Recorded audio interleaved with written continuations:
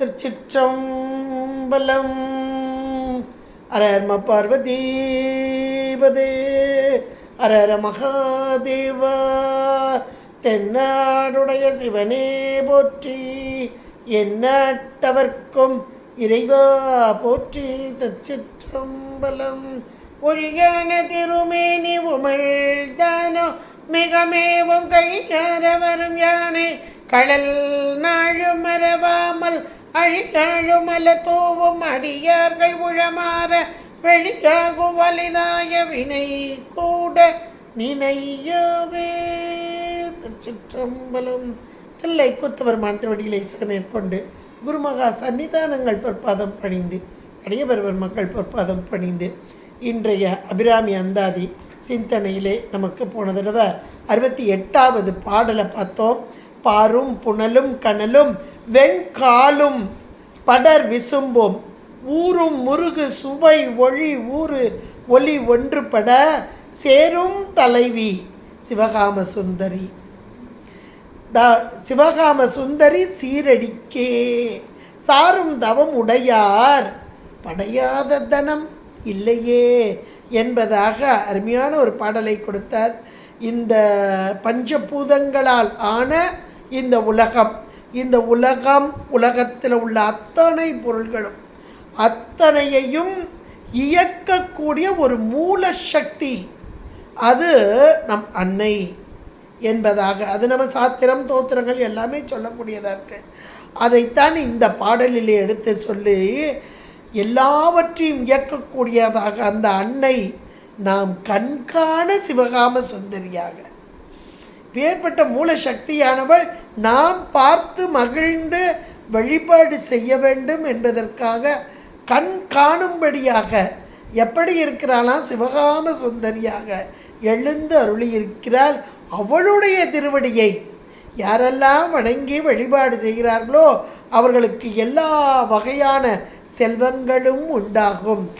தனம் படையாத தனம் இல்லையே என்பதாக அங்கே அருமையாக சொன்னார்.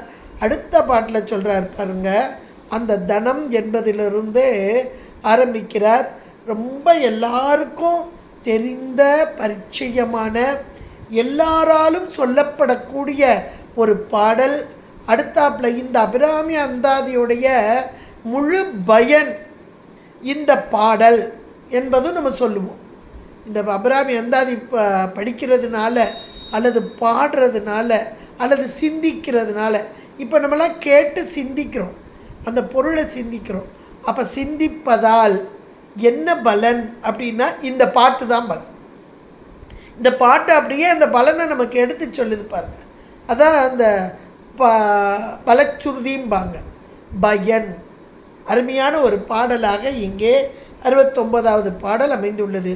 தனம் தரும் கல்வி தரும் ஒரு நாளும் தளர்வறியா மனம் தரும் தெய்வ வடிவும் தரும் நெஞ்சில் பஞ்சமில்லா இனம் தரும் நல்லன எல்லாம் தரும் அன்பர் என்பவர்க்கே கணம் தரும் பூங்குழலால் அபிராமி கடைக்கண்களை இத்தனையும் தர்றது எதுன்னா அந்த அம்மையுடைய கடைக்கண் பார்வையே தந்துவிடும் அப்படின்னு அழகாக கொண்டு முடிச்சிருக்கிறார். இந்த நம்ம சிதம்பரத்தில் இறைவன் எம்பெருமான் ஆடிக்கொண்டு இருக்கிறார். ஐந்தொழில் புரியும் ஆனந்த கூத்து. இந்த ஆனந்த கூத்தை நாம் நேரடியாக கண்டு கழிக்க முடியுமா அப்படின்னா, நேரடியாக காண்பதற்கு நமக்கு அந்த கெப்பாசிட்டின்னு சொல்லுவாங்க இல்லையா. ஒரு இடத்துலேருந்து மின்சாரம் வருதுன்னா இவ்வளோ மின்சாரத்தையும் தாங்குகிற கெப்பாசிட்டி இதுக்கு இல்லை அப்படிம்பா. அப்போ அந்த கெப்பாசிட்டி நமக்கு கிடைக்கிறதுக்காக அன்னை அந்த அருள் ஆற்றலை எடுத்து நமக்கு வேண்டிய அளவு பார்த்து பார்த்து கொடுக்குறாளாம். எவ்வளோ ஒரு அருமையான ஒன்று பாருங்கள். இதுதான் இறைவன் எம்பெருமான் ஆடுவான் என்றால் அம்மை இல்லாமல் ஒரு நாளும் ஆடமாட்டான். அம்மையை முன்னிறுத்தித்தான் ஆடிக்கொண்டிருப்பான். அவன் ஆடும்போது அந்த கடைக்கண் பார்வை அம்மையின் மீது விழ, அம்மையின் பார்வை நம் மீது விழுகும். அந்த பார்வை என்பது தான் அருள். அந்த அருளை இறைவனிடமிருந்து பெற்று நமக்கு தருபவள் அன்னை. இங்கே கடைக்கண் அப்படின்னா அந்த ஓரமாக, வெளியின் ஓரமாக இருந்து வரக்கூடிய அந்த பார்வை, இந்த மீனாட்சி என்ற சொல்லும் அப்படிப்பட்டதான். மீன் போன்ற அச்சரத்தை கொண்டவள் காமாட்சி, விஷாலாட்சி. அம்மைக்கு இப்படி சொல்லப்பட்டிருக்கிறது என்றால், அச்சரம் என்றால் கண்கள். அந்த கண்களிலிருந்து வரக்கூடிய அருள், அந்த அருளைத்தான் உயிர்களாகிய நாம் பெற வேண்டும். இன்னைக்கு உயிர்களாகிய நமக்கு என்ன வேணும்னா அருள். அருள் அது சக்தியாகும் அரண் தனக்கு. அப்போ அந்த உயிர்களாகிய நமக்கு வேண்டிய அருள் சக்தியை தருபவள் அம்மை. அதை எப்படி தருகிறாள்? இந்த கடைக்கண்கள் மூலமாக தருகிறாள். எவ்வளோ ஒரு அருமையான பாட்டு, எளிமையாக புரியக்கூடியது என்றாலும் கூட இங்கே அம்மை தருவதை பட்டியல் போடுறார். முதல்ல அம்பாள் எதை கொடுக்கிறாள் என்றால், இப்போது ஒரு சின்ன குழந்தை இருக்குன்னா அது குழந்தையாக இருக்கும்போது என்ன கொடுக்கணும், எப்படி கொடுக்கணும், அது தாய்க்கு தான் தெரியும். அதான் பால் நினைந்து ஊட்டும் தாயினும் அந்த ஒரு பூம்பெகுதியும் போடுவார். நினைஞ்சு பார்த்து, நினைத்தல்னா என்னென்னா, இந்த குழந்தைக்கு இதை கொடுக்கணும், இந்த குழந்தைக்கு இதை கொடுக்கணும், இந்த குழந்தைக்கு இந்த நேரத்தில் இதை கொடுக்கணும். அதான் நினைதல். இன்றைக்கு உயிர்களாகி நமக்கு எந்த காலகட்டத்தில் எதை கொடுக்கணும் அப்படின்னு மனதிற்குள் நினைந்து, இது யார் செய்வா அப்படின்னா, அந்த காலத்துலலாம் பார்த்திங்கன்னா செவிலித்தாய், நற்றாய், இது அகத்துறை பாடல் எல்லாம் வரும். வளர்ப்பவள் செவிலித்தாய். இங்கே நம்முடைய இப்போ இந்த பாட்டு அதுலேயும் நமக்கு சாத்திரத்தில் ரொம்ப தெளிவாக வரக்கூடியதாக இருக்குது. தோத்திரம் அதை சொல்கிறது. அப்போ இறைவனுடைய அருள் சக்தி தான். அந்த அருள் சக்தி முதலில் உயிர்களாகிய நமக்கு வினைக்கு ஈடாக செலுத்துதல். இந்த வினைக்கு ஈடாக செலுத்துதல் என்பது என்ன அப்படின்னா, இன்றைக்கு நாம் அனுபவிக்கணும். அனுபவத்தினால்தான் நம்முடைய வினைகளெல்லாம் நீக்கம் பெறும்.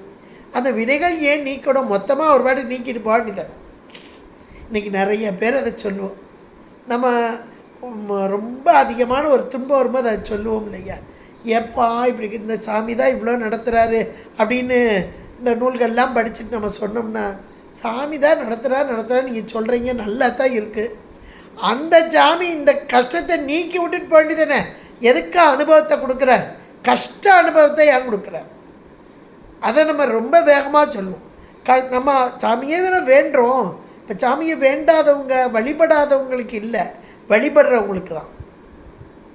அப்படி வழிபடுறவளுக்கு ஏன் கஷ்டம், துன்ப அனுபவம் கிடைக்கணும்? இதுதான் பிரச்சனை. அப்போ துன்ப அனுபவத்தை ஏன் கொடுக்க வேண்டும்? இது ஒரு பெரிய ஒரு கான்செப்டு. நமக்கு சிவஞான போகத்தில் 2வது சூத்திரத்தில் 2வது அதிகரணம் இதைத்தான் சொல்லக்கூடியதாக இருக்கிறது.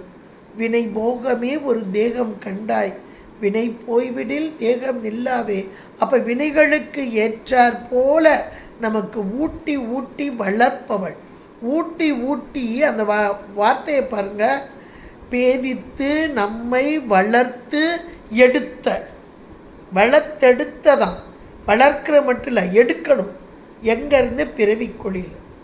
இந்த துன்பம் என்ற பிறவி தாங்க இருக்கிறதுலையே துன்பம்.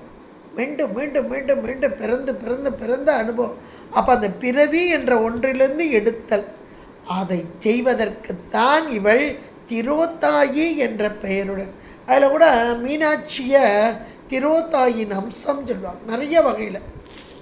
அவளை பற்றி சொல்லும்போது, ஏன்னா ஒவ்வொரு தலத்திலும் இருக்கும் ஒவ்வொரு அம்மை ஒவ்வொரு பெயர் கொண்டவளாக இருக்கா. எல்லாருக்கும் ஒரே பேர் இல்லை. இப்போ நீங்கள் வரிசையாக எடுத்து பண்ணால், இப்போ கோயில்பேட்டெலாம் போனால் அப்படியே நீண்டு உயர்ந்த அருமையான ஒரு திருக்கோலம் செண்பகவல்லி என்று பெயர் கொண்டவளாக அவ்வளோ ஒரு அழகான திருக்காட்சியை அங்கே பார்க்கலாம். அப்போ அப்படி பார்க்கும்போது ஒவ்வொரு இடத்துலையும், இப்போ அங்கே ராஜபாளையத்துக்கு போகும்போது அங்கே மீனாட்சியாக நிற்கிறாள், அவ்வளோ அழகு, பார்த்துக்கிட்டே இருக்கலாம். மதுரையிலையும் மீனாட்சியாக நிற்கிறாள்.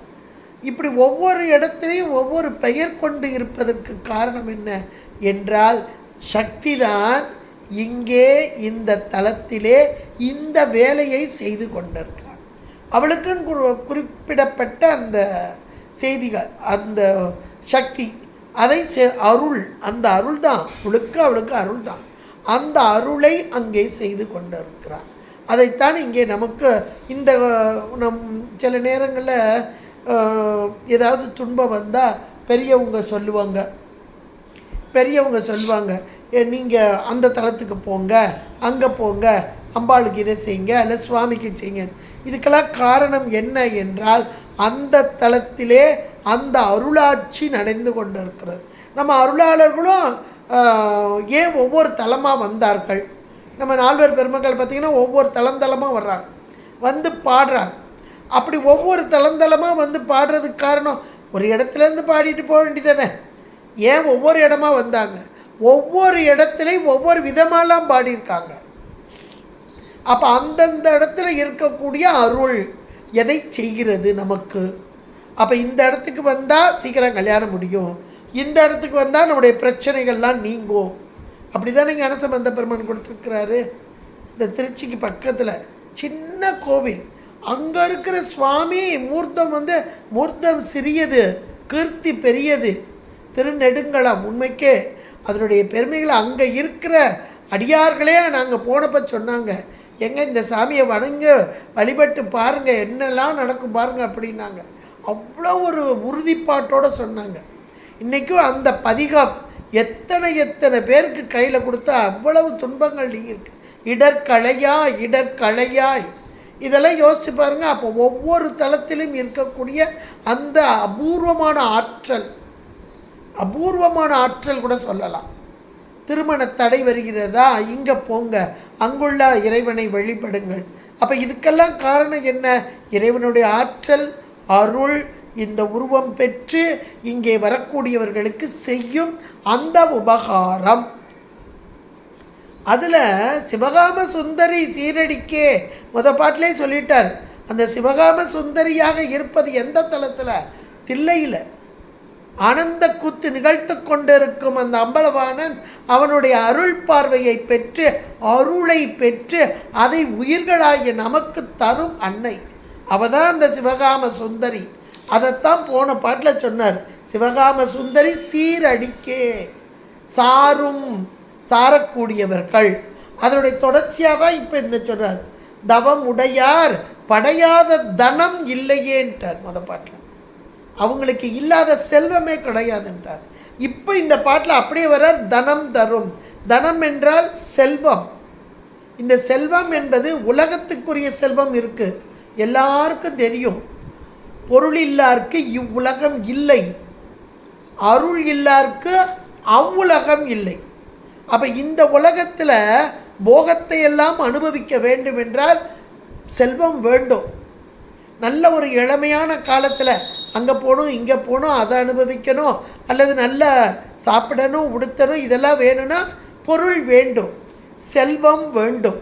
அப்போ இந்த உலகத்திற்கு உரியதான பொருள் அது எங்கே கிடைக்கும் என்றால் அதை தருபவள் அம்மை. அதைத்தான் இந்த தனம், படையாத தனம் இல்லையே போன பாட்டில் சொல்லிட்டு இந்த பாட்டில் தனம் தரும் என்றே ஆரம்பித்தார். அதுலேயும் இந்த தனம் என்பது செல்வம். நமக்கு தெரிஞ்சு பணம், செல்வம்னா பணம் மட்டும் இல்லைங்க, 16 வகை பேறுகள். அதையும் அபிராமி பெற்றரே நமக்கு பட்டியல் போடுறார். 16 வகையான பேறுகள். கலையாத கல்வியும் குறையாத வயதும் ஒரு கபடு வாராத நட்பும், அப்படி 16 பேர்களையும் பட்டியல் போடுறார். அந்த பாட்டு நமக்கு தெரியும். அப்போ 16 பேர்களும் செல்வமே. இந்த 16 பேரில் கடைசியாக என்ன சொன்னார்? இந்த அடியார்களோடு கூடி இருக்கும் சத்சங்கத்தில் கொண்டு வந்து உட்கார வச்சுருமான்ட்டார். கலையாத கல்வியும் குறையாத வயதும் ஓர் கபடு வாராத நட்பும் கன்றாத வளமையும் குன்றாத இளமையும் கழுப்பினி இல்லாத உடலும் சலியாத மனமும் அன்பு அகலாத மனைவியும் தவறாத சந்தானமும் தாழாத கீர்த்தியும் மாறாத வார்த்தையும் தடைகள் வாராத கொடையும் தொலையாத நிதியமும் கோணாத கோலும் ஒரு துன்பம் இல்லாத வாழ்வும் துய்யனின் பாதத்தில் அன்பும் உதவி பெரிய தொண்டரோடு கூட்டுகள். அப்போ தனத்திலேயே பெரிய தனம் செல்வம் எது என்றால் பொருள் செல்வம் வேண்டும், அதோடு கூட அருள் செல்வமும் வேண்டும். அந்த அருளை பெறுவதற்கு ஒரே வழி எது என்றால் பெரிய தொண்டரோடு. பெரிய தொண்டர் என்பது சத்சங்கம் தாங்க, அடியார்களோடு. உண்மைக்கே அடியார்களோடு. இப்போ திருவாசக முற்றோதல்னு ஒன்று இருக்குது. இப்போ நாமளாக திருவாசக முற்றோதல் பண்ணால் நல்லதுன்னு சொன்னாங்க. எனக்கு படிக்க தெரியும், கையில் புத்தகம் இருக்கு, எனக்கு வீட்டில் நல்ல ஃப்ரீயாக தான் இருக்கேன், நானே படிச்சுக்கிடுவேன்னா நீங்கள் படித்து பாருங்கள். நான் சொல்லலை, இதை நீங்கள் அனுபவிச்சு பாருங்கள். இன்னைக்கு காலையிலேருந்து நான் மத்தியானம் வரைக்கும் திருவாசகம் தான் படிக்க போகிறேன் அப்படின்னு உட்காரு. வீட்லேயே, நம்ம வீட்லேயே, எங்கேயும் போக வேண்டாம். நம்ம விடனே நல்லா வசதியாக உட்காரலாம். சோபாவை போட்டு அல்ல காலை நீட்டலாம், அல்லது 2 தலைவாணியை போட்டு உட்காரலாம், எப்படி வேணாலும் உட்காரலாம். யாரும் எந்த வரும் சொல்ல மாட்டாங்க. அப்போ நம்மளே உட்காந்து படிக்கலாம். படிங்க. ஆனால் இது இந்த கோவிலில் இன்றைக்கி திருவாசகம் முற்றோல், இவங்க வீட்டில் திருவாசகம், அங்கே போய் படிச்சுப்பார். 2ஐயும் அனுபவிச்சுப்பார். இது நான் யாருக்கும் எதுவும் சொல்லலை. நீ உங்களுடைய அனுபவம் எப்படி இருக்குன்னு நீங்களே அதை பட்டியல் போட்டு பார்த்து அது எப்படி இருக்குன்றதை அனுபவிச்சவங்களுக்கு தான் தெரியும். ஒரு மாம்பழம் ருசி எப்படி இருக்கும்னா அனுபவிச்சவங்க தாங்க சொல்ல முடியும். அதே போல் இப்போ இந்த சத்சங்கத்தோடு இருந்து பாடுதற்கும் நாம இருந்து பாடுதற்கும் எவ்வளவு வேறுபாடு இருக்கிறது. இதே போல் ஒரு செல்வம்னா பணம்னு வச்சுக்கலாம், இப்போதைக்கு வச்சுக்கிடுவோம், தனம். இந்த செல்வத்தை நான் மட்டுமே நானே அனுபவிப்பது என்பது அது ஒரு வகை. ஆனால் கூடியிருந்து அனுபவிப்பது அது ஒரு வகை. இந்த இன்பம் எல்லாம் தருவது தனம். அந்த தனம் தர்றதுக்கு தான் அந்த பொருள் என்பது. அந்த தனம்ன்றது செல்வம் மட்டும் இல்லை. ஆனால் அந்த இடத்துல செல்வம்னு வச்சுக்கலாம். ஏன்னா செல்வம் இல்லைன்னா எந்த ஒன்றையும் அனுபவிக்க முடியாது. அது அந்த காலத்திலே பாட்டி சொல்லி வச்சா, இளமையில் வறுமை கொடிது. ஆனால் இன்னைக்கு காலகட்டத்தில் முதுமையில் வறுமை கொடிது. இதெல்லாம் அனுபவத்தில் இருக்கவங்களுக்கு புரியும் ஏன்னு சொல்லி. அப்போ இதெல்லாம் நீங்கணும். அப்போ எனக்கு என்ன வேணும்? தனம். அந்த தனத்தை தருபவள் யார்? அம்மை. இம்மையே தரும் சோறும் கூரையும் ஏத்தலாம் இடர் கெடலுமா. இம்மையே, இந்த பிறவியிலேயே எல்லாம் கிடைக்கும். சோறு கிடைக்கும், கூரை கிடைக்கும், எல்லாம் கிடைக்கும். இதனுடைய பொருள் எப்படி இருந்தாலும் சரி, இன்னைக்கு நமக்கு சோறு என்றால் நேரத்துக்கு சாப்பிடணும். அது நம்ம விரும்பினதை சாப்பிடணும். எதை விரும்புகிறோமோ அது எனக்கு கிடைக்கணும். எதை விரும்புகிறோமோ அந்த வீடு கிடைக்கணும். இப்படிப்பட்ட வீடு கிடைக்கணும், இப்படிப்பட்ட சாப்பாடு கிடைக்கும். எல்லாம் தரும், இம்மையே தரும். ஞானசம்பந்த பெருமான் இன்னும் நல்லா சொன்னார் ஒரு படி மேலே. மண்ணில் நல்ல வண்ணம் வாழலாம். இப்படி நல்லா வாழணுன்றதுக்கெல்லாம் என்ன வேணும்? தனம், செல்வம். நம்ம அருளாளருடைய வாக்கு எவ்வளோ அருமையாக கொடுத்துருக்காங்க பாருங்கள். அதைத்தான் நீங்கள் அபிராமி பட்டரும் சொல்கிறார், தனம் தரும்.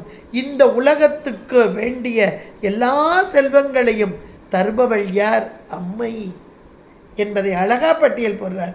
சரி, நிறைய செல்வம் வந்தாச்சு, ஏராளமாக இருக்கு, இந்த செல்வத்தை ஒரு முறையாக பயன்படுத்தணுமே. அப்போ அந்த முறையாக பயன்படுத்துறதற்கு எனக்கு என்ன வேணும்? நல்ல ஞானம் வேணும், அறிவு வேணும். அந்த அறிவை தருவது எது? கல்வி. ஒரு செல்வம் ஒரு மனிதனுக்கு வந்துட்டு அப்படின்னா அந்த செல்வம் முறையாக பயன்படுத்தவில்லை என்றால் அந்த செல்வம் செல்வோம் என்று சென்று விடுமா, அவனிடம் தங்காது. ஏற்கனவே ஒரு 3 தலைமுறைக்கு மேலே செல்வம் தங்காதுன்னு சொல்லுவாங்க. ஆனால் அதையே முறையாக பயன்படுத்தினால் எத்தனையோ தலைமுறை கண்டவர்களும் இன்றைக்கு நன்றாக வாழ்ந்து கொண்டிருக்கிறார். தனத்திலும் தர்மத்திலும் ஒழுக்கத்திலும் இருப்பவர்கள். அப்படி வாழ்வதற்கு அவர்களுக்கு ஒரு அறிவு வேண்டும். எந்த அறிவு வேண்டும்? நூலறிவு வேண்டும், வாலறிவு வேண்டும். கல்வின்னு சொல்லியாச்சு. அந்த கல்வி எப்படிப்பட்டது? கல்வி என்ற சொல்லுக்கே நம்ம நூல் படிக்கிறதுன்னு நினைக்கிறோம். நூல் படிக்கிறது இல்லை. கல் குட்டல் வி. கல்லுதல் என்றால் தோண்டுதல். எதை தோண்டுதல்? உயிரானது ஒரு அறிவு பொருள். நம்ம சாஸ்திரம் ரொம்ப தெளிவாக சொல்லுது. அப்போ உயிர் அறிவு இங்கே மலத்தினால் மறைக்கப்பட்டிருக்கிறது. அந்த மலமறைப்பை நீக்கி ஏற்கனவே இருக்கிற பொருள் தான், இல்லாத பொருள் புதிதாக வராது, இல்லாத அறிவு புதிதாக வரப்போகிறது இல்லை. இருக்கும் அறிவை தோண்டி தோண்டி ஆழ்ந்து ஆழ்ந்து ஆழ்ந்து பார்த்தல். அதான் அந்த முருகப்பெருமான் கையில் இருக்க வேலாயுதத்தை ஞானம் என்று சொல்வார்கள். அது எப்படி இருக்கும்? கூர்மையாக இருக்கும், அகலமாக இருக்கும், ஆழ்ந்து இருக்கும். இந்த அப்படியே வேல் என்றாலே ஞானம். இந்த ஒரு மனிதனுக்கு ஞானம் கூர்மையாக. இப்போ கல்வி என்பது நூலறிவுன்னு முதல்ல வச்சுக்கோங்க. ஒரு நூல் படிக்கிறோம் அப்படின்னா அந்த நூலை படிக்கும்போதே அதனுடைய பொருள் நமக்கு புரியணும். கூர்மையான அறிவு இருந்தால் அது படிக்கும்போதே அல்லது கேட்கும் போதே சொல்லும் போதே, ஆசிரியர் பாடம் நடத்திக்கிட்டு இருப்பாங்க, 50 மாணவர்கள் இருக்கிறாங்க அப்படின்னா அந்த 50 மாணவர்களுக்கு ஒரே மாதிரி புரியாது. அதற்கு காரணம் அந்த அறிவு, அதில் உள்ள கூர்மை. அந்த கூர்த்த நயன மெய்ஞானத்தால், கூர்த்த மெய்ஞானத்தால் கொண்டு உணர்வார் தம் கருத்து. கூர்த்த மெய்ஞானம், கூர்மையான அறிவுதான் உணர்தல், தெளிவான ஒரு உணர்வை தரும். இங்கே கல்வி என்பது உயிர் அறிவிலே இருக்கும். அந்த அறிவிலே இருக்கும் மலத்தை நீக்கி, மறைப்பை நீக்கி உண்மை அறிவை அங்கே விளங்கச் செய்தல். இந்த கல்வி எப்படி வருகிறோம்? அபரஞானம் என்று சொல்லக்கூடிய நூலறிவாகவும், அந்த நூலறிவானது நமக்கு வாலறிவை உணர்த்துதல் ஆகும். இதுக்கெல்லாம் என்ன வேணும்னா முதல்ல செல்வம் வேணும். ஒரு புஸ்தகம் வாங்கினாலே காசு வேணும் இல்லையா? ஒரு நூல் வாங்கினாலே, ஒரு பாடசாலைக்கு சென்று படிக்க வேண்டும் என்றாலே ஒரு பொருள் வேணும் இல்லையா? செல்வம் வேணும் இல்லையா? அதனால் முதல்ல தனம் தரும் என்று சொன்னார். அடுத்து கல்வி என்று சொன்னார். இந்த கல்வி என்பது நூலறிவாக, வாலறிவாக, அபரஞானமாக, பரஞானமாக, இப்படியெல்லாம் நமக்கு தரக்கூடியவள் யார்? அம்மை. வரிசையாக கொடுக்குறார். முதல்ல செல்வத்தை கொடுத்து, அப்புறம் கல்வியை கொடுத்து, அந்த கல்வியினால் விளக்கம் பெற்ற ஆன்மா. அதோடு நின்றக்கூடாது. இந்த செல்வமும் அடுத்து வரும் கல்வியும் இந்த உயிருக்கு திடமான ஒரு தன்மையை தரணும். அந்த திடம் என்பது என்ன அப்படின்னா தளர்வறியா மனம். ஒரு நாளும் தளர்வறியா மனம். இன்றைக்கி நல்ல வாழ்க்கை வாழ்கிறோம். எதனால அப்படின்னா, நல்லா அவங்களுக்கு என்னப்பா பணம் கொட்டி கொட்டி கிடக்கு, நல்ல அறிவு, நல்லா படிச்சுட்டாங்க, அவங்களுக்கு என்ன அப்படின்னு சொல்லுவோம். ஆனால் மனதிடத்தோடு இல்லை என்றால், என்ன ஒரு துன்பம் வந்தாலும் இன்பம் வந்தாலும் எல்லாவற்றையும் ஏற்றுக்கொண்டு அப்படியே ஒரு எதிர்கொண்டு நிற்றல். அப்படி நின்றால் அந்த தளர்வறியாத மனம்தான் நம்மை என்றைக்கும் வாழச் செய்து கொண்டிருக்கும். பாரதியார் ரொம்ப அழகாக சொல்கிறார், அச்சமில்லை அச்சமில்லை அச்சம் என்பதில்லை. அச்சம் என்ற ஒன்று அது எங்கே வரும்னா மனத்தின் காரியமாகத்தான். ஏன்னா இந்த உயிர்களாகிய நமக்கு அந்த கரணங்கள், அதில் மனம், இந்த மனம்தான் எல்லாவற்றுக்கும் காரணமாக இருக்கும். ஐயோ பயந்த மனசுப்பா இவங்க, எதை பார்த்தாலும் பயப்படுவாங்க, இப்படியெல்லாம் நம்ம சொல்ல கேள்விப்பட்டிருக்கோம். அப்போ திடமான மனம் என்பது எந்த ஒன்று வந்தாலும் இது என்னை ஒன்றும் பாதிக்க முடியாது. அப்போ இந்த எண்ணம் எப்போ வரும் யோசிச்சுப்பார். இந்த எண்ணம் நமக்கு வரணும்னா, ஏன்னா ஒரு கஷ்டம் வருது. இப்போ ஒரு கஷ்டம் வந்தோன்னே அது என்னங்க இவ்வளோ சாமி கும்பிட்றேன், இவ்வளோ மேலே மேலே கஷ்டம் வருதே, அது சாமி கும்பிட கும்பிட ரொம்ப கஷ்டம் வருதே, இப்படியெல்லாம் நம்ம சொல்கிறோம் இல்லையா? யோசிச்சு பாருங்க. அப்போ அந்த கஷ்டம் வருதுன்னே சொல்லக்கூடாது. சொல்லாத ஒரு தன்மை வரணும்னா நல்ல ஒரு பக்குவமான அறிவு.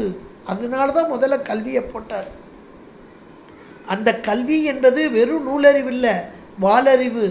அந்த வாலறிவு யாருக்கு இருக்கிறதோ, அருள் தன்மை இருக்கிறதோ, இந்த துன்பம் என்பது நாம் செய்த வினைக்கு ஈடாக கால நியதி. இது கால நியதி தத்துவங்க. சில காலம் இருக்க போகுது, அப்புறம் போயிடும். அந்த காலத்திலும் எனக்கு உற்றதுணை உறுதுணையாக இருப்பது திருவருள். இதுவும் வரணும் நமக்கு. ஏன்னா வழிபாடு செய்கிறதுன்றதுல அதில் உறுதிப்பாடு வேணும். இறைவன் திருவருள் எனக்கு அப்படியே சுற்றி சுற்றி சூழ நின்று என்னை பாதுகாத்து கொண்டு இருக்கிறது. அதனால் இந்த துன்பம் என்னை ஒன்றும் செய்ய முடியாது. இந்த மனமானது சதா காலமும் இறைவனை பற்றி நிற்க வேண்டும், அல்லது அம்மையை பற்றி நிற்க வேண்டும். இப்போது என்னுடைய வினைக்கு ஈடாக ஒரு துன்பம் வந்தால் இந்த மனத்தை தளர்வடைய செய்ய முடியாது. ஏனென்றால் இந்த ஆன்மா சதா காலமும் அம்மையின் திருவருளோடு ஒன்றித்திருக்கிறது. இதுதாங்க உரைப்புன்றது. என்ன உரைப்பாக இருக்காங்க பார் அப்படின்னு சொல்லுவாங்க.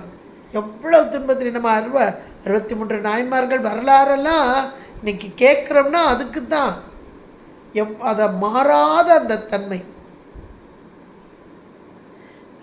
திருவாசகத்தில் ஒரு அருமையான வரி வரும். மாணிக்க வாசகர் சொல்வார், கற்றறியேன் கலைஞானோ கசிந்துருகேன் ஆயிடினும். எப்பா எனக்கு ஒன்றுமே தெரியாது. கலைஞானம்னா நூலறிவு. நான் நூலறிவே என்கிட்ட இல்லை. கலைஞானம் கற்று அறியேன் கலைஞானம். அல்லது ஒன்றைய பார்த்த மாத்திரத்தில் கசிஞ்சு உருகிறேன்னா அதுவும் இல்லை. இப்போ நூலறிவும் இல்லை, வாலறிவும் இல்லை. ஆனால் எனக்கு ஒரு குவாலிஃபிகேஷன் இருக்குது, தகுதி இருக்குது. இது என்ன சொல்கிறாருன்னா, மற்ற அறியேன் பிற தெய்வம். அருமையான வார்த்தை. எதுலையாவது எழுதி வச்சுக்கோங்க. அப்பா ஒன்றை தவிர எனக்கு வேறு தெய்வ வழிபாடு என்பது கிடையாது. இப்போ அம்மையின் வழிபாட்டில் அப்படியே தெளிந்த ஓடையைப் போல, நீரோடையைப் போல இருப்பவர் இந்த அபிராமி பட்டர். அதனால் அப்படியே சொல்கிறார், ஒரு நாளும் தளர்வறியா மனம். இந்த மனம் செம்மையானால் மார்க்கம் உண்டு. மனத்தைத்தான் இங்கே செம்மைப்படுத்த வேண்டும். இந்த மனத்தை செம்மைப்படுத்துதல் என்பது இந்த மனம் சதா காலமும் அம்மையின் திருவருளையே நாடி இருக்க வேண்டும், அம்மையே வழிபட வேண்டும். அதுக்குத்தான் இந்த பாட்டு அருமையாக. ஒரு நாளும் இந்த வார்த்தை இதை மனசுக்குள்ளே ஆழமாக வச்சுக்கோங்க. வள்ளுவநாயனார் சொல்வார், இடும்பைக்கு இடும்பை படுப்பர். இடும்பைனா துன்பம், துன்பத்துக்கே துன்பம் கொடுப்பாங்களாம். இடும்பைக்கு இடும்பைப்படாதவர். அப்படிப்பட்டவங்களுக்கு துன்பமா? ஒரு பாரதியாருடைய வார்த்தை, காலனே என் முன்னாடி வாடா, உன்னை காலால் உதைப்பேம்பர். அதை இடும்பைக்கு இடும்பை படுப்பர். இடும்பைக்கு இடும்பைப்படாதவர் அவங்களுக்கு துன்பமே வராது. என்ன தைரியம்! இன்னும் கூட சொல்லுவாங்க, என்ன தென்னாவட்டாக இருக்கு பாரு, இவ்வளோ கஷ்டத்துலேயும் எப்படி தைரியமாக இருக்கு பார். இந்த தைரியம் எப்போ வரும் தெரியுமா? யார் இறைவன் மீது மிகுந்த பற்று கொண்டு நம்பிக்கையோடு அம்மையை சிக்கன பிடித்து இருக்கிறார்களோ அவர்களுக்கு கண்டிப்பாக வரும். எனக்கு யார் செய்ய வல்லார்? இந்த இறைவனை தவிர எனக்கு யார் செய்ய வல்லார்? யார் எனக்கு உறவு? அந்த இறைவனே எனக்கு உறவாகி வந்து செய்வார். அப்படி ஒரு உரைப்பு. இதெல்லாம் நம்ம அருளாளர்கள் வாக்கின் மூலமாக உணர்ந்து கொள்ள வேண்டும். எண்ணிய எண்ணியாங்கு எய்துவர், எண்ணிய திண்ணியராக பெரிய. அப்போ நம்முடைய எண்ணங்கள் இந்த மனதின் வழியாக தானே வருது. அந்த எண்ணமெல்லாம் எப்படி இருக்க வேண்டும்? திருவருளாக, அம்மையாக, அம்மையின் வழிபாடாக இருந்தால் எல்லா நலனையும் வளத்தையும் நாம் பெறலாம் என்று ரொம்ப அழகாக இந்த பாட்டில் சொல்லி, முதல்ல தனம் தரும், கல்வி தரும், ஒரு நாளும் தளர்வறியா மனம் தரும். அடுத்து சொல்கிறார் ஒரு வார்த்தை, தெய்வ வடிவும் தரும். யார் இறை வழிபாடை மீண்டும் மீண்டும் மீண்டும் செய்து கொண்டே இருக்கிறார்களோ அப்படி செய்ய செய்ய செய்ய செய்ய உள்ளத்திற்குள்ளே உரு ஏற்றிடுவாங்க. இது நம்ம சரியை கிரியை யோகம் அப்படி நிலையில் வச்சு பார்த்தீங்கன்னாலும், கோவிலுக்கு போகிறோம், தினந்தோறும் போகிறவங்க இருக்காங்க. வாரத்துக்கு ஒரு நாள் 2 நாள் அல்லது ஒரு பிரதோஷத்தை நாம் இப்படி போகிறவங்களும் இருக்கும். எப்படி போனாலும் சரி, நம்ம போக போக போக போக போக அந்த மனதிற்குள் அந்த மூர்த்தியை தியான பொருளாக்கிடும். அது எல்லாருக்கும் உண்டானது. பக்கத்தில் இருக்க கோயிலுக்கு தினசரி போகிறோன்னா அந்த மூர்த்தியே தியான மூர்த்தி ஆகும். அப்போது வீட்டுக்கு வந்த பிறகு அந்த மனதிற்குள் நினைப்போம். இது எல்லா நேரம் நினைக்கலனாலும் ஒரு கஷ்டம் வரும்போது, எப்பா நீ தான் காப்பாற்றணும் அப்படின்னு நினைக்கிறோம் இல்லையா?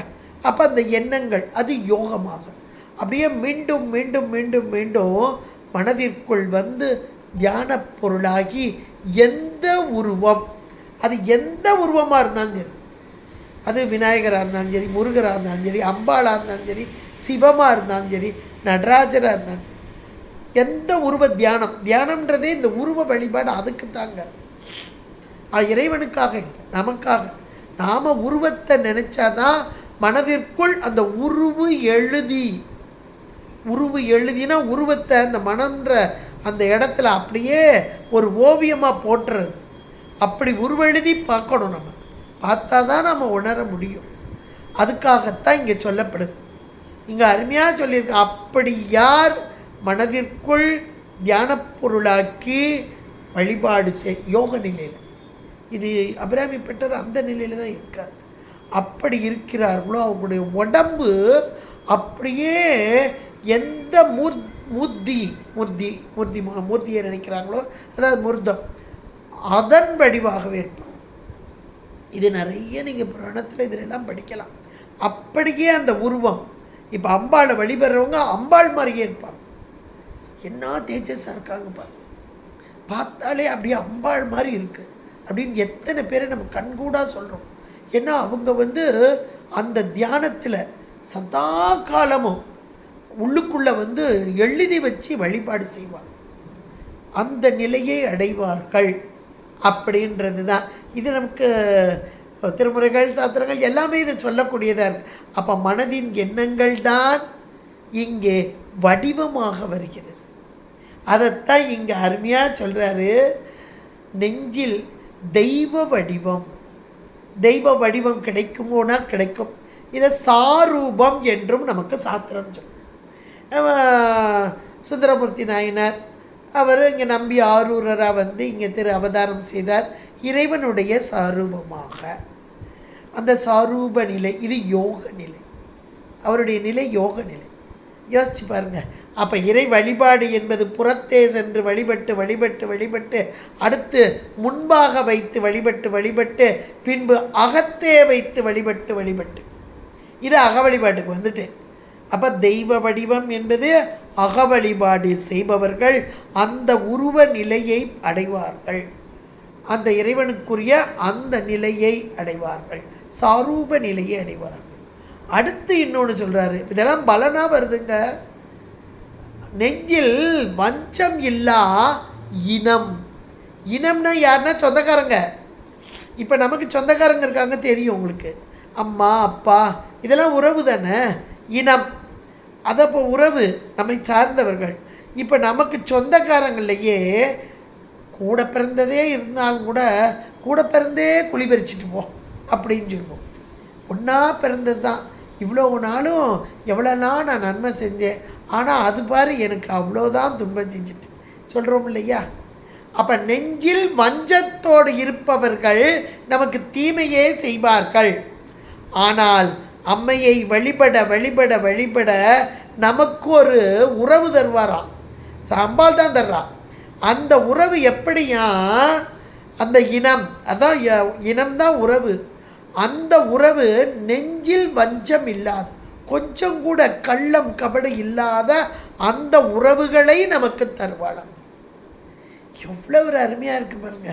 அப்போ உடன்பிறந்தால் மட்டும் இல்லை, உடன்பிறப்பு மட்டும் இல்லை, நமக்கு வரக்கூடிய எல்லா வகையான உறவுகள், இனம், அந்த இனமெல்லாம் அம்மையின் அருளால் இங்கே நெஞ்சில் நமக்கு நன்மையே தர்றது. உள்ளொன்று வைத்து புறமொன்று பேசுவார், உறவு கலவாமை வேண்டும் அப்படிம்பார். உள்ளுக்குள்ளே ஒன்று வச்சுட்டு வெளியே ஒன்று பேசுகிறவங்கக்கிட்ட பக்கத்தில் போகக்கூடாது. ஆனால் உள்ளே என்ன இருக்குன்னு நமக்கு தெரியுமா? தெரியாது. ஆனால் அப்படிப்பட்டவர்களிடமிருந்து நம்மை விலக்கி கொண்டு செலுத்துதல் அம்மையின் கடமை. யார் அம்மையை நன்றாக வழிபாடு செய்கிறார்களோ அவர்களுக்கு வஞ்சகரோடு கூடாமல், வஞ்சகம் இல்லாத உறவுகளோடு அப்படி கூடி வைப்பாள் என்றால் இந்த அருமையான ஒரு வார்த்தை. இப்படிப்பட்ட உறவு கிடைக்குன்னா எவ்வளவு சந்தோஷமாக இருக்க. நெஞ்சில் வஞ்சமில்லா இனம் தரும். அடுத்து சொன்னார், இது தர்மா அது தர்மா பட்டியல் போட்டுக்கிட்டே இருக்கோன்னா, நல்லன எல்லாம் தரும். எது எது நன்மை தருதோ, நல்ல நல்ல என்ற ஒரு வார்த்தையே இறைவனுக்கு மட்டுமே பொருந்தக்கூடிய நல்ல நல்ல நல்ல நல்ல நல்ல நல்ல நல்லன்னு வார்த்தை கேட்டாலே ஞானசம்பந்த பெருமானுடைய திருவடி தாங்க நமக்கு தெரியணும். அந்த ஞானசம்பந்த பெருமானுடைய திருவருளால் குருவருளால் நமக்கு கிடைத்த நல்ல நல்ல நல்ல பாடல் உங்களுக்கு தெரியும். தினந்தோறும் சொல்லுங்கள். எப்பேற்பட்ட துன்பங்களும் நம்மை விட்டு விலகும். எத்தனை நல்ல நல்ல நல்ல நல்ல இந்த கோள்களால் வரும் துன்பம் அது நமக்கு நல்லது தான் தரும்.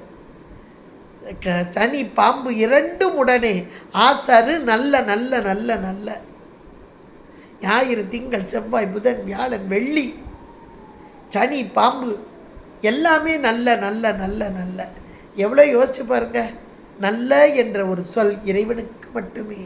அந்த இறைவன் தரக்கூடிய நல்லன எதெல்லாம் நமக்கு நல்லவை தரக்கூடியதோ, எதெல்லாம் நன்மையோ அத்தனை நல்லவற்றையும் நமக்கு தரும். நல்லன எல்லாம் தரும். இவ்வளோ நேரம் கேட்க கேட்க சந்தோஷமாக இருக்குது. அது கிடைக்கும். தனம் தரும், கல்வி தரும், ஒரு நாளும் தளர்வரியா மனம் தரும், தெய்வ வடிவும் தரும், நெஞ்சில் வஞ்சமில்லா இனம் தரும், நல்லன எல்லாம் தரும். கேட்டதெல்லாம் நல்லா இருந்துச்சு. அடுத்து ஒரு வார்த்தை சொல்கிறாரு, அன்பர் என்பவர்க்கே. இப்போ தான் கொஞ்சம் என்னப்பா கடைசியில் வந்து இப்படி சொல்லிட்டு போயிட்டாரு. ஏதோ நாங்கள் சாமி கும்பிட்றோம் அவ்வளோதான். ஆனால் அவர் வந்து கும்பிட்றவங்களுக்குன்னு சொல்லலை, அன்பர்னு ஒரு வார்த்தையை சொல்லிட்டார். அது என்ன அன்பர் அப்படின்னா, என்னுடைய அன்பர்ப்பா இவர் அப்படின்னு சொல்லுவார். அன்பு செய்பவர்கள். அப்போ அன்பு செய்தலுக்கும் வழிபடுதலுக்கும் என்ன வேறுபாடு? நிறைய வேறுபாடு இருக்குங்க. 1 2 இல்லை, 1000 இருக்குது. அன்பு செய்தல் என்பது நமக்கு ஒருவர் செய்த உதவியை நினைந்து நினைந்து உருகி அவர்களுக்கு அடிமைப்படுதல் அன்பு. சதா காலமும் அப்பா அவங்க செஞ்ச உதவியா, எப்பா சாமி செஞ்ச உதவிக்கு நான் திரும்ப கொடுக்க முடியுமா, அவர் மேலே நான் அன்பு மட்டும்தான் வைக்கிறேன். அதைத்தான் சேக்கிழார் பெருமான் சொல்லும்போது, ஞானம் ஈசன் பால் அன்பே. ஞானம் ஞானம் சொல்கிறோம், அது என்னன்னா இறைவன் மீது வைக்கும் அன்பு. அப்போ அந்த அன்பு என்பது என்ன என்றால், நம்ம 63 நாயன்மார்களுடைய வாழ்க்கையை எடுத்தால் அன்பு செய்தார்கள், அன்பு செய்தார்கள், அன்பு செய்தார்கள். எல்லாவற்றையும் நமக்கு செய்பவன் இறைவன். உடல் கொடுத்து, உலகம் கொடுத்து, அனுபவம் கொடுத்து, எல்லா நன்மை, ஒன்று கூட தீமை கிடையாது. இதை உணர்றோம் பாருங்க, உணர்ந்து அவனுக்கு அடிமைப்படுறோம் பாருங்க, அதுதான் அன்பு. எல்லாம் நீ செய்கிற, என்னால் ஒன்றுமே செய்ய முடியாது, நீ செய்கிறதை எனக்கு உணர்ற தன்மை கொடுத்த பற்றியா, அது போதும் அப்படின்றது தான் எப்போ அன்பு வரும்னா, அவன் செய்யும் செய்கின்ற உபகாரம். இந்த உபகாரத்தை உணர்ந்தால் அன்பு மேலிடும். எப்பவுமே குழந்தையும் தாயையும் வச்சு பாருங்க. குழந்தைக்கு தெரியுமா தாயோடைய தன்மை? தெரியாது. ஆனால் அனுபவிச்சுட்டே இருக்கும். சின்ன வயசுலேருந்து அனுபவிச்சுட்டே இருக்கும். ஒரு காலகட்டத்தில் தெரியும்போது, எப்பா எங்கள் அம்மாவை நினச்சா இப்போ தான் கண்ணீர் வருது, எவ்வளவு செஞ்சுருக்காங்க எனக்கு, சின்ன வயசில் ஒன்றுமே புரியலையே. பெரிய வயசான பிறகு கூட புரியாதவங்க நிறைய பேர் இருக்காங்க. ஆனால் ஒரு காலகட்டத்தில் புரிகிறவங்களும் இருப்பாங்க. அதே போல் இறைவனுடன் செய்த உபகாரத்தை புரியாதவர்கள் தான் நாம்.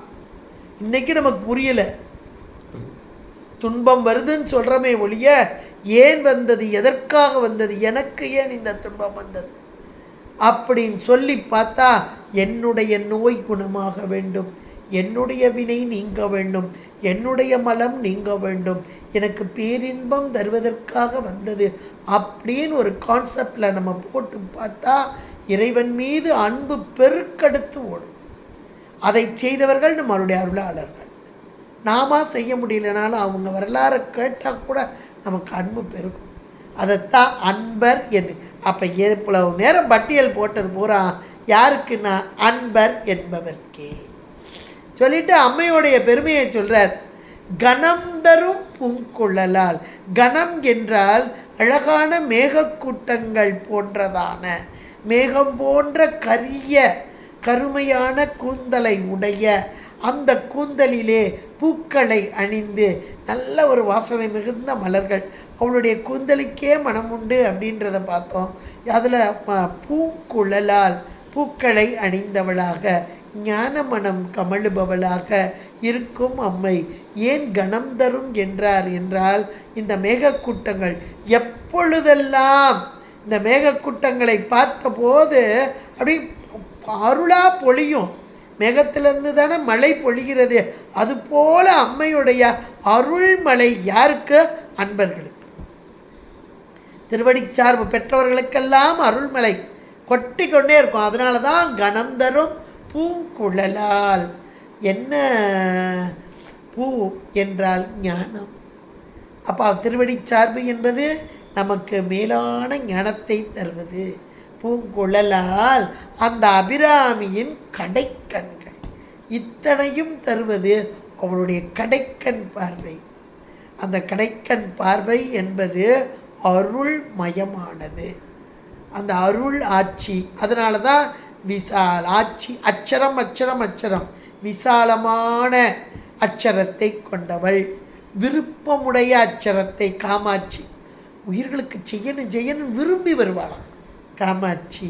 மீன் போன்ற அச்சரத்தை கொண்டவள், சத்தாக்காலம் ஒரு கணம் கூட மூடாமல். எவ்வளோ ஒரு அருமை பாருங்க, அருமையான ஒரு பாடல். இந்த பாடல் தினந்தோறும் மனசுக்குள்ளேயே ஓடிக்கிட்டே இருக்கட்டும். நான் உனக்கு அன்பு செய்வது எப்போது, உனக்கு அடிமையாவது எப்போது, உன்னை எப்பொழுதும் நினைத்து துதித்து கொண்டிருக்கும் நிலை எப்போது, இதை தாங்க நம்ம கேட்கணும். வேறு எதுவுமே கேட்கக்கூடாது. அம்மையுடைய அருளுக்கு பாத்திரமாக வேண்டும்.